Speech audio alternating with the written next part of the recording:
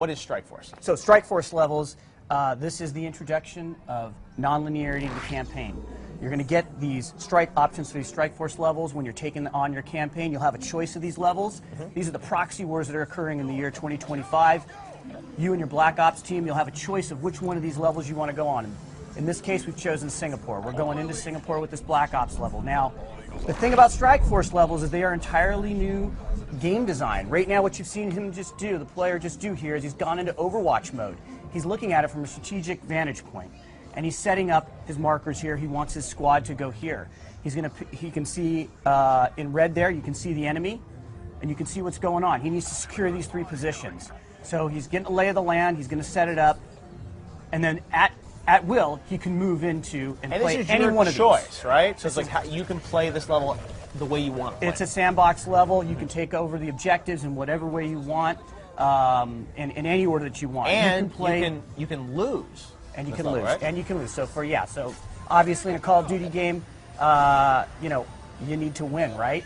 Not anymore. In this case with Strike Force levels, if you lose, we'll take account of that in the story, and the story will progress. Now, of course, if you want to go back and play, which I know you're a completionist and you'll probably want to go and do that, all of course. achievements. But the story will progress forward, and it'll take note of how you performed in these levels, and the story will progress. So one of the things about these levels is you can play any one of the people on your Black Ops squad, and you can take over any of the machinery and the equipment on the battlefield that you go in with. So in this case, what will happen is you'll start to bring in reinforcements. He's obviously trying to take this position here, and his team is battling. He's going into Overwatch mode here.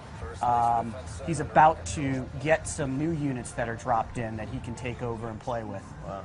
Now these Strike Force missions, are they optional? Do you have to play them? How does it work? Yeah, so you will have to play them. However, you will have a choice about which one of these you want to play, and like I said, they will progress based on whether you succeed or fail. Some of them you may not experience, depending upon how you perform. And these are certain kind of throughout the campaign, you'll have different Strike Force moments or missions that connect to the story. You got it. That's exactly it. And so it's unique in both structure, but also in gameplay. And right here, he's taken over. He's taken over one of the drones here, and he can either fire the rockets or he can fire his other heavy caliber weapons. He's rolling right now. This is a very powerful weapon. Clearly, he's driving, right? It's a different game mechanic altogether, so you're both driving and you're fighting here. Right. The other side has some of their own drones as well. That's cognitive land assault weapon. That's a very heavy piece of machinery. You have access to that on your side as well in this particular level.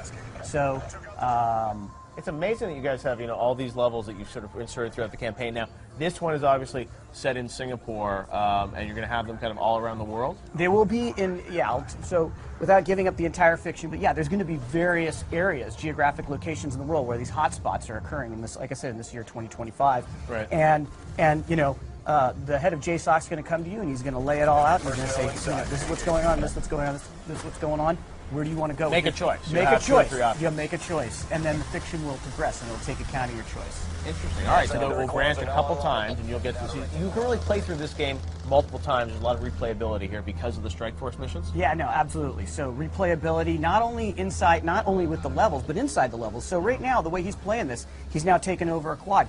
He's choosing to play this level in a particular way. So he's flying through this level with the quad, which is just a lot of fun. You can see that he's... So this quad gameplay, is that gameplay that we'll see in the single-player campaign as well, or are you reserving that for Strike Force? So there is quad gameplay in the campaign. What we've showed you is actually it being used as squad backup. Right. Okay. So it's different mechanic altogether. There's a quad right there. Right now you're flying it and you're fighting it. In the campaign in Los Angeles that we showed you guys yesterday, that's squad backup for you. So it's a different gameplay mechanic. So we're able to use the new technology of warfare in the year 2025 in completely different ways depending upon the context here. All right, Marco, I think we're going to have to leave it there. That is Strike Force, though. You got so much coming for Call of Duty Black Ops 2 Strike Force. We saw a campaign yesterday, multiplayer this summer as well, right? Absolutely, and don't forget zombies, Jeff.